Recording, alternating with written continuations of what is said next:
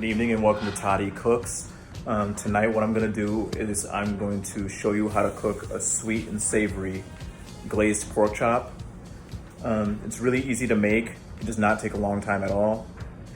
So let's get right into it. Combine here, you got your brown sugar, you got black pepper, garlic salt, regular salt, chili powder. You could use paprika as well, but I like mine a little hotter, so I choose to use chili powder and cayenne pepper. Okay, so what we're gonna do is we're gonna rub the spice onto the pork chops, back and front, and we're gonna make sure that it's completely covered.